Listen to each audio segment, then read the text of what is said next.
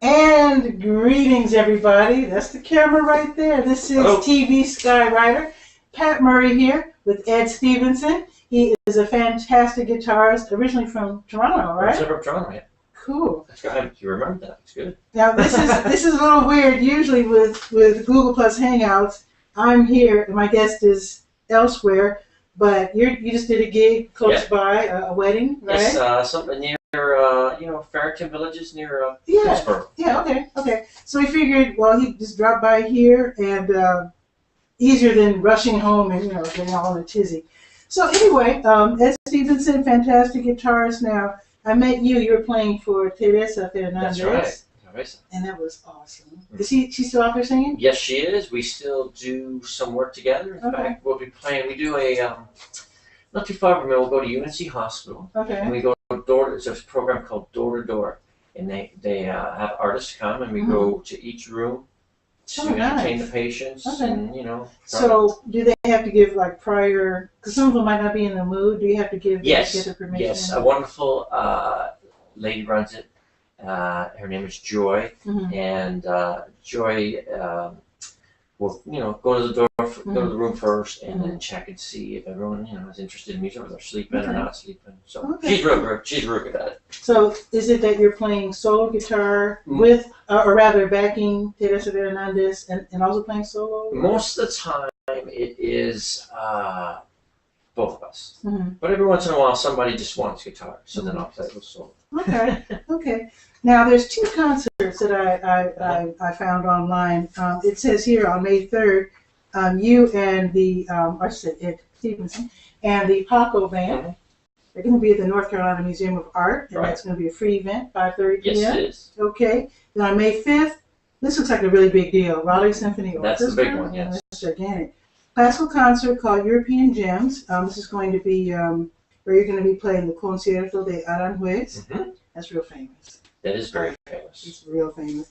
Now, are you going to be playing these other two? They're mentioning the Beethoven's First Symphony and the Dvorak Symphony Number 8. Is that no, though I won't be involved with those. That would be just a symphony. We'll play the Beethoven. Usually, how they work it with a solo artist with the symphony is they'll have, they'll do the first work, which I think is the Beethoven that time first, and then the solos will come on.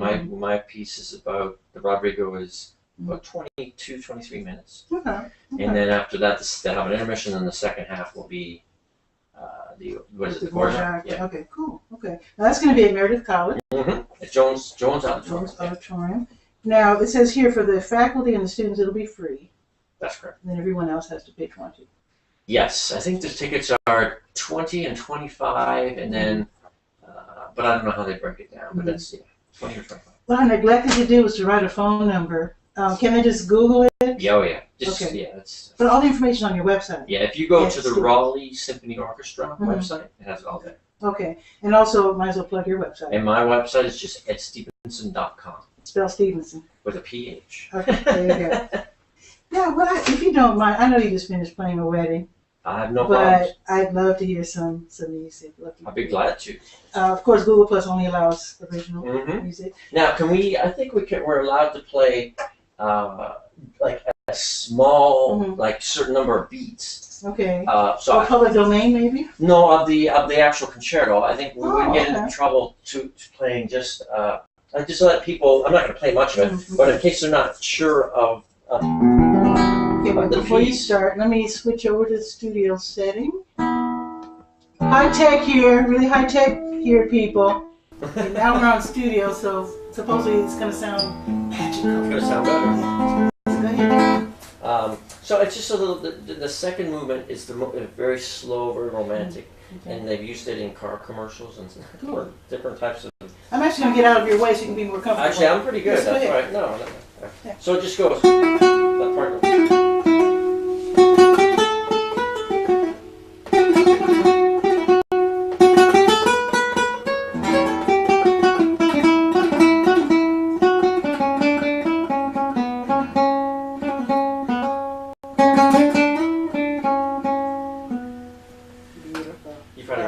That part. I definitely recognize that, and I should be embarrassed to say this. I do have an LP with that song, but that's kind of, it's like a bossa Nova version. It's Oh not no, that's big. great. Yeah, see, they've done many. Oh, And Chick Corea, we do with my flamenco band. We do. Spain. Yeah, exactly. right. That's Okay. Now, what I have is by Laurindo Almeida. yes, Lorenzo. Yeah. You know who that is? Of course. Now, for you fans who love westerns, trivia time.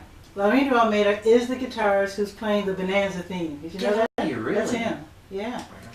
And he makes a cameo appearance in that movie where Judy Garland is moving up and her husband's moving down. Star is Born. A Star is Born. That's my sister. Someone from the audience. Thank you.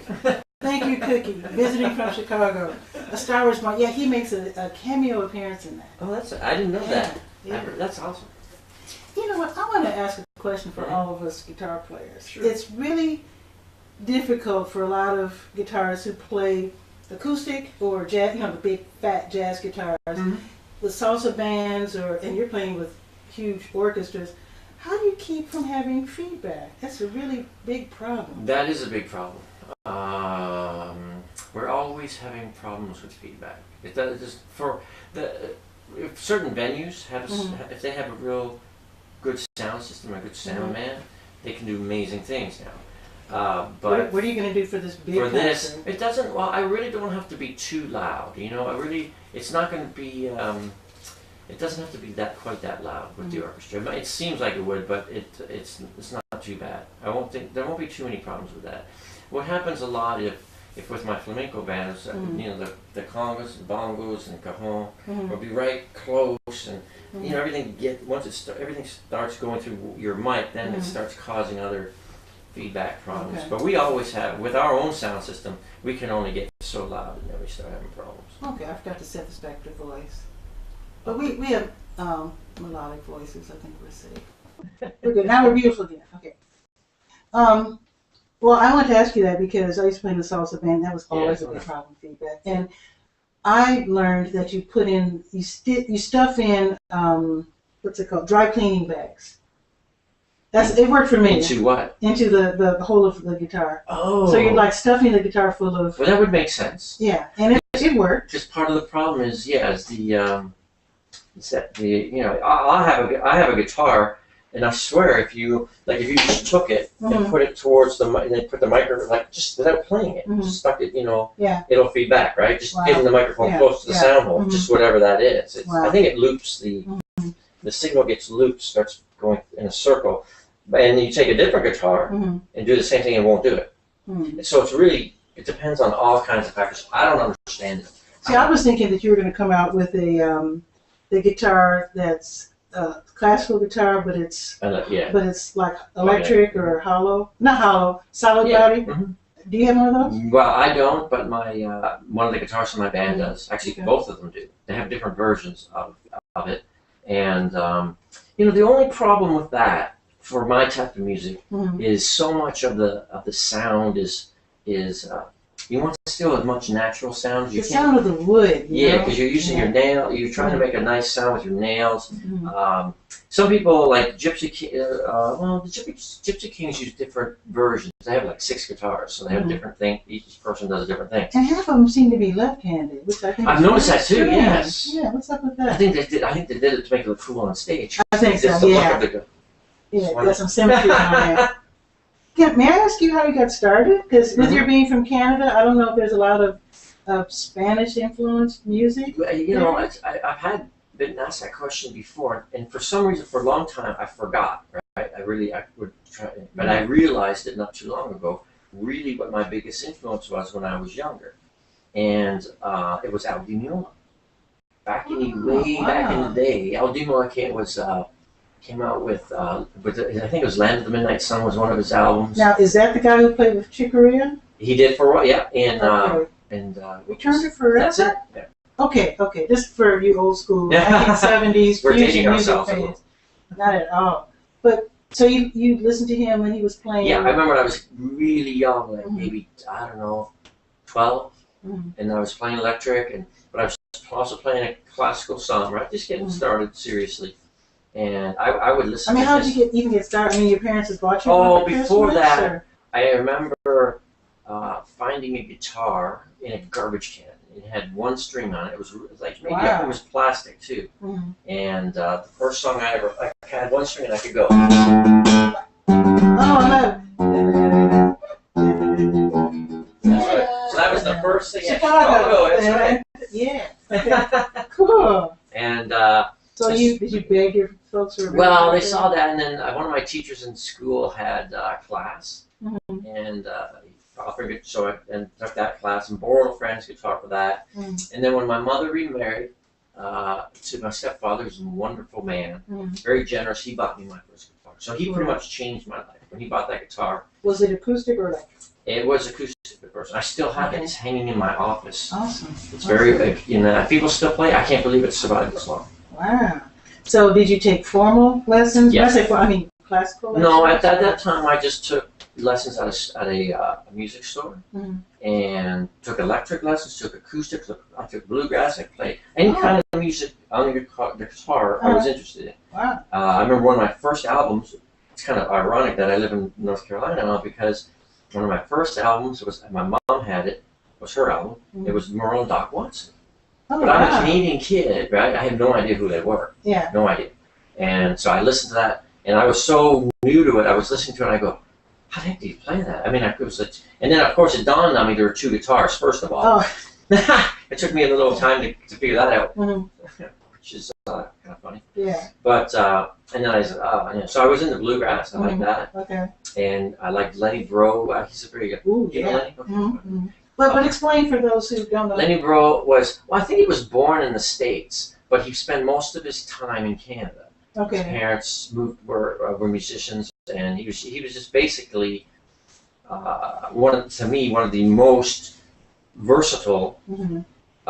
guitarists, basically. But he was primarily jazz. But he loved flamenco. He loved, and I didn't know I'd be doing this at that time. I just saw this Lenny Breau album, and I just bought it because I saw his picture and I saw his fingernails. I said, I'm buying that. Mm-hmm. Turned out he's one of the greatest guitarists I think that played. Kind of underrated. Well, yeah. maybe not underrated, because everyone knows who he is, thinks he's one of the greatest. But I think he should be known. Yeah. I would say under-known, if that's a word. Probably not.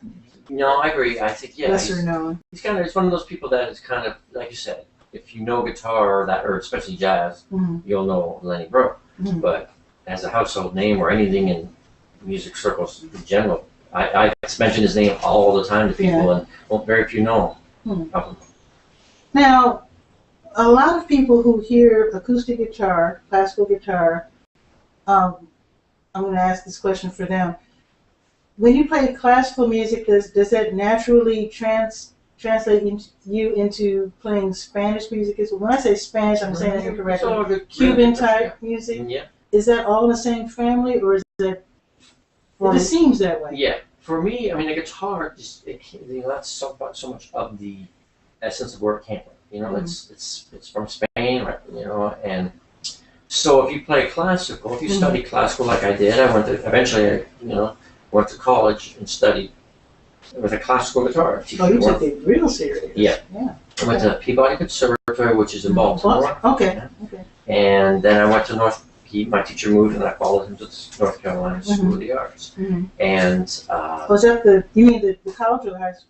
By that point, it was the college in Winston-Salem? Yeah. Okay. And but when if you're studying classical, like you're saying, I mean, you will get exposed to a lot of Spanish music, Spanish classical music, like Albanese and. What about Brazilian? Because they're known for great guitarists too. Well, all the South American music is part of it. Like one of the most well-known classical guitar composers, no longer with us, but his name's Agustin Barrios, and he was Argentinian, and so he uses all kinds of South American folk music in his. What about that guy? I'm probably going to mispronounce his name. Heitor Villalobos, yeah, Brazilian. Yeah. What about, do you play his music too? Yep. And now they're classical, but they still use the rhythms and the folk melodies in their music. So we all get, as a classical, you get exposed to all of it. And then you just kind of find what you like. And I kind of liked it's kind of what I play mostly is Nuevo Flamenco. So what's different than the old? So Flamenco is Nuevo Flamenco is a spin-off of flamenco. Mhm. Basically lighter, Okay. pretty much standard our rumba form of music. I mean, Okay. I kind of for people in this country, I say, well, it's like you have for me, what blues is to America is what flamenco is to Spain. Okay. The soul of it is, yes, deep ingrained in the culture, and pretty basic forms, right, of music in terms of their structure. Is it like an easier? I hate to use such words. Easier than traditional flamenco? It's not. It wouldn't be easier unless. No, we mean Nuevo Flamenco. Yeah, to play. And the reason I ask is because with me being from Chicago and listening to WNUA for years, there was like a craze, so to speak, in the 90s. The only name that I can remember is Liebert. Yeah. And I guess because the music was played on smooth jazz, it makes me wonder if it was simplified. Not knowing any better, I'm just guessing. Yeah, I wouldn't want to say it's simplified, but it was like for the most popular elements of, say, flamenco, or the best, there is what they took out of it. The most easy listening to. How about that? The most melodic. And it's actually Paco de Lucia really was kind of the one who started it. He was a true flamenco player. Oh, he had a big hit. Well, I don't know how big it was here, but Entre dos Tacos, yeah, we played that many times. Yeah. How's it pronounced? Entre dos Tacos, yeah. I do remember that. It's from the early 70s, I think. Yeah. That was a big hit. That's right. I mean, that's great. So that started. Have you ever heard my band play? I've only heard you with Teresa Fernandez. Okay, well, I got to get you to come out. Okay. Now, the symphony concert is totally different. That's Joaquin Rodrigo. Okay. And that he, of course, is a classical Spanish composer. Okay. But the music is still very Spanish sounding. I mean, it's very, it's all, but like I was saying so blues, to this kind of, you have blues, which is basically the basis for all kinds of music, right? Yeah, sure. I mean, you could say in some ways jazz came from blues, or to some extent, and rock and roll came from blues, and you could say pop and everything came from there. So they take certain elements and they kind of go run with it. So that's kind of what was Nuevo Flamenco. That's what that is to flamenco. Okay. I don't want to say which is harder or easier, but... Yeah. I was probably using inaccurate. No, but Now, I've heard some newer type music coming from Spain. I wish I could remember the name of the group, but it's like flamenco. I guess it would be like Nuevo Flamenco mixed with hip hop. I've heard some of that too. And I cannot think of I'll think of their name eventually, but it's really hip stuff. One of the biggest groups now is Rodrigo and Gabriela. Have you heard of them? I've heard their name. I'm not sure if I've actually heard them. They're kind of, it's probably classified as Nuevo Flamenco, but they play, they'll do kind of some rock and roll tunes they'll mix in. Is that the couple that started out in Ireland, of all places? I don't know about that. There's some man and woman team. They are a man and a woman. That started out busking, playing as street musicians in someplace like Ireland or something. I have to look that up. Yeah. I don't know where they started, where they got their stuff, but they're very popular. And excuse the rustling sound, folks. I was not thoughtful enough to move my flower arrangement, so that's okay. Do you want to play another tune? Or? Sure, I'll play. Let me play something that's in the public domain. Okay. But it's a Spanish composer named Albanese. I've heard that name. Yeah. Is that the guy who wrote Nature Boy? No, but you recognize it. It goes like this. Oh, wow. Look at that. Yeah. So, yeah, that's... The Doors actually did that. People, when I play that, will say, I don't know, the Doors did a song called Spanish Caravan. Okay, I heard it. Okay. Am I on your way? You want me to get up? On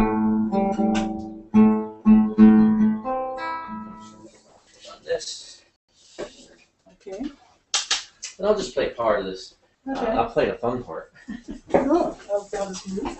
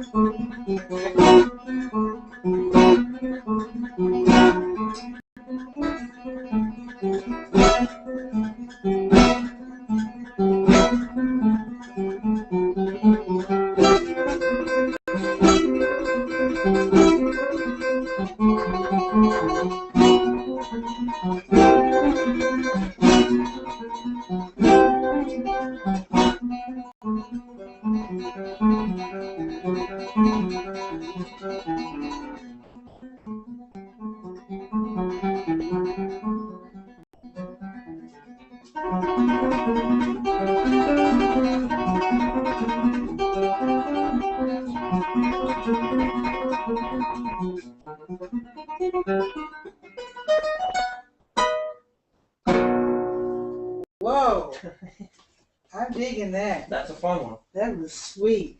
And I think I'm gonna ask. Did we have the we had still on voice? I think. Did we have it? Your playing was so wonderful. I know. So the next time I'll remember to switch it to Stephenson. Oh, that means you might have to come back and do it. Yeah, I'll do that. But I'm gonna ask this for the kiddies. How long does it take you to learn a song like that? That's extremely coordinated. That takes a little bit of time. That one. You know, when I get someone who's beginner and they have a good knack to do, you know, playing guitar, it doesn't take too long to get. You know, I always say at least 1 year for anybody, not to play this song, but to just start feeling like you're playing something really well. And you know, I've had maybe 3 years if they're young. Maybe I've had teenagers that get really into playing, and young guys that after about 3 years they could attempt something like that. And well, I grew up studying classical piano, and it was really important to pay attention to like the quiet parts and loud parts and the dramatic parts. For classical guitar, is it all written out the way it is for piano? Yep. There's dynamics. The dynamic markings are there, and the instructions from the composer are there. But it's the beauty of music is that it's as you know, it's just that it's totally up to the performer how to interpret those different things. It is really? I'm not being facetious. I mean, is it really? Well, no matter. I mean, Bartok was one of the most strict in terms. He wrote in tempo markings everywhere, in all kinds of dynamics. Phrasing things, because he didn't like the idea of a performer messing with his music, playing it some way he didn't like it. So he would do his best to try to say, do it this way, do this way, do this way. But you really can only do so much. I mean, it's really. I mean, even if you follow all that, there's just so much variation in how you do a crescendo or a diminuendo or kind of. Plus, you're not a robot. You want to feel it. That's right. It's different every time you do it yourself. And I had to ask that way because I was learning that there was a time when the classical composers didn't write all the little dramatic, what is it called? Dynamic, and that it was left up to the performer to decide what was going to be loud and soft, and that they went so overboard and got so flowery and ridiculous that they said, we're just going to write it in for you. Keep guys in control. Yeah, because they were starting to get ridiculous. No, that is true. I mean, that was because it was mostly back in the Baroque times. They wouldn't write in as many things at all, and it was all from just what you knew, the culture, and pretty much every country had its own way too. When you study that, any music really, but especially in Baroque, you had your French Baroque, you had your Italian, you had all your different, and they would do things differently because it was it was just. It's like if you're walking. It's like what you picked up on the street almost. It's like just you're part of that culture, part of that country. I actually like that idea more, where you can have more input. But again, if they're just going to become ridiculous and just get too showy. Well, you can't either on both sides of the spectrum. Whether it's the composer trying to make the performer do it a certain way, or if the performer taking too many liberties. You know, that's the beauty of it, really. To me, it's the beauty is that you cannot do one performance the same twice, and that's the composer performer relationship is really exciting. It means Well, that that's good. Otherwise, I mean, why would people come to see you in concert if you're always going to be the exact same? You play a CD, right? that's exactly right. Interesting. Now, when it comes to jazz, people who play jazz, very often they learn the standards, and then they end up writing their own music, especially if they become recording artists. Is that the same for classical guys? I mean, do you always only play what's written, and it never occurs to you, oh, maybe I should write my own classical numbers? That is a very good question.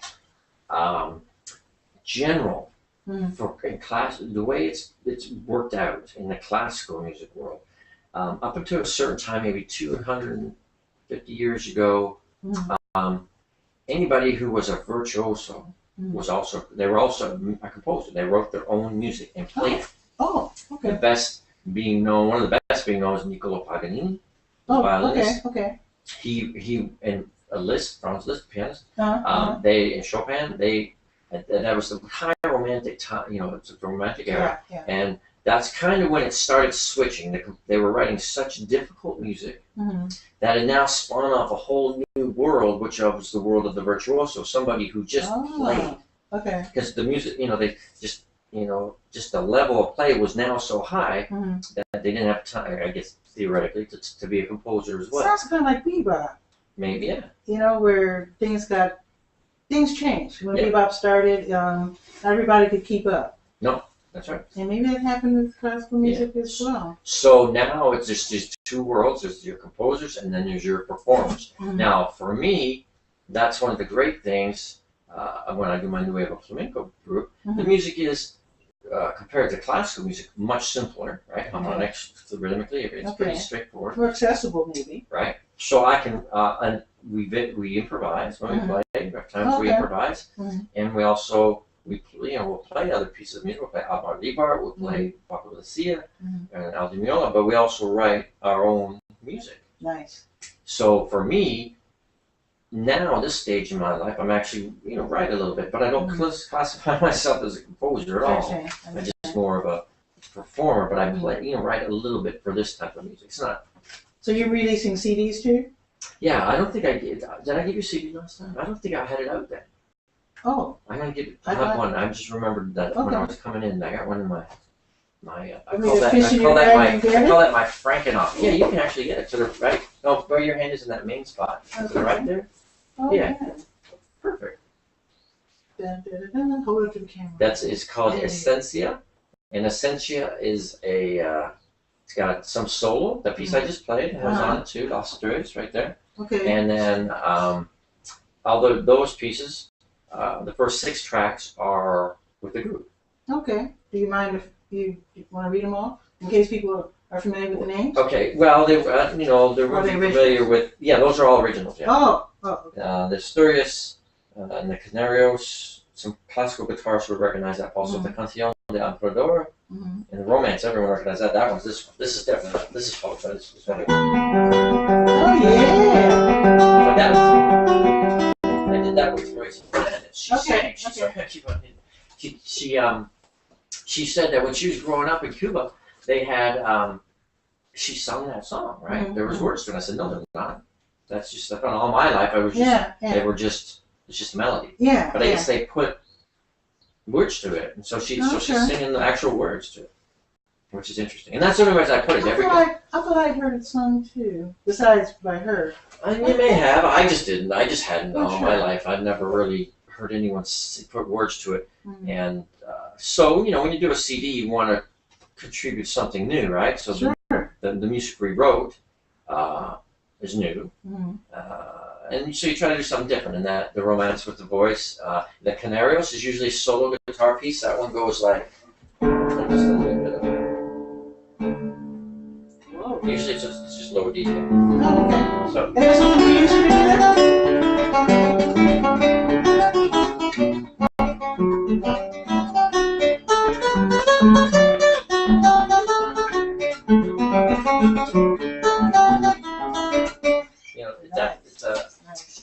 So we did that. Normally it's just a solo guitar like that, but we did it with the band. We put we got our percussionist playing cajon, and we have the other guitarist and the bass player playing along, kind of build every time we go through it. So we did something different with that. North Asturias, I do a few different things with that one. It seems that you recorded in Wilmington, or is that was mastered in Wilmington, and it was recorded at Post Pro Studios in Raleigh. Oh, in Raleigh. Okay. So what was the setup? Did you, you know, how in pop music everybody's separated, and some people aren't even in the same city. Yeah. No, he has a real nice studio. His name's Matt Horton, and there were sometimes we had to be out, you know, had our own little booths and things, but I think we laid down the main tracks, you know, with the guitar, rhythm guitar, and percussion, and the bass, kind of almost at the same time, and then just added a few things. It wasn't too elaborate. So there's 10 songs. So how long did it take to record the whole CD? Oh, it was horrible. It's always so horrible. Really? It was fun. It's not. Well, it's fun. Well, I guess you're under a lot of pressure because it has to be done right. Yeah. And we had, you know, luckily we had two people who were actually executive producers who gave us the money to do it, and they're listed there. And then and it's on iTunes, it's on Amazon, it's on. I have a Pandora station. Wow. So people, if they want to hear it, you don't have to buy it. But if you do, that's what it looks like. Yes. There it is. It looks exactly like me almost. Hey, there is you. Right? See the likeness? Same smile, almost smile. Almost, there you go. What's that elusive Mona Lisa smile? Is that what it is? I love that. That's what it is. Can I quote you on that? There you go. Okay, No, actually, I'm quoting Nat King Cole's quoting whoever wrote that song. Mona Lisa. Mona Lisa. Whoever wrote it. I didn't know who wrote that. I thought he did it. No, actually, Nat King Cole was like the composer singer. I mean, everybody, when they wrote new tunes, they wanted him to record it first. Do you know, is there anything of his that did he write anything? You know, I don't know. Because he was, unlike most singers, he was also an accomplished pianist. So it's very possible when he was doing his trio work, he was playing originals. Because I can imagine he might have written Frim Fram Sauce. That was a funny song. That I remember only hearing by him growing up. Yeah, he might have written that. I'll have to Google that and figure that out. Yeah, everybody's an assignment. Look that up next week. So do you want to play one more before you go? Sure, I'd love to. Let me see. This is a piece. It's called Recuerdos de la Alhambra, and it's remembrances of the Alhambra, which is a beautiful castle in Spain. And it's a tremolo. It's like the three fingers are going to play one string, and the thumb's going to play all the other strings. Wow. Okay. If I do it right. And you will. I'll tune my guitar a little better this time.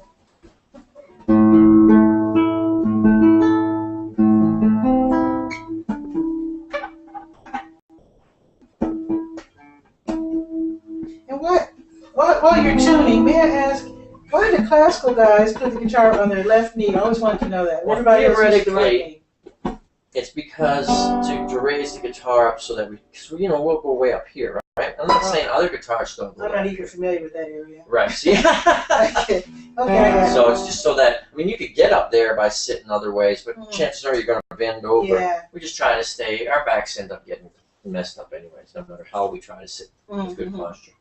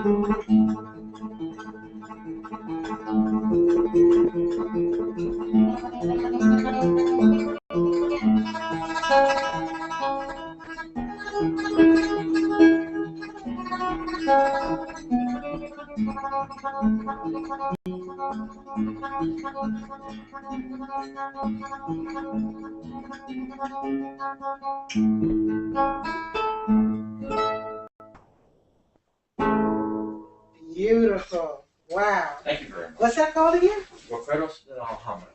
Beautiful, beautiful. That was really nice. Thank you very much. Show the CD again. Bam. And, Can't remember not to do that. and let's mention again, let's see, May 3rd, coming up real soon, at Stephenson, the Paco Band. We're going to be at the North Carolina Museum of Art, downtown Raleigh. It's a free event at 5:30 p.m. And then on May 5th, the big show. Not that the other show is not big. This is going to be gigantic because it's going to be with the Raleigh Symphony Orchestra. Classical concert called European Gems, and you'll be performing Concierto de Aranjuez, which is, there's a jazz version of that too, come to think of it. There's a lot of versions. I think, I'm trying to think, Ramsey Lewis, Monty Alexander, somebody. Anyway, it's a beautiful tune. Either way, however you play it. And that's going to be at Meredith College in Jones Auditorium. Students and faculty get to get in free. Everyone else has to pay either 20 or 25, depending on, I guess, seating arrangements or whatever. It's general admission, basically. Okay.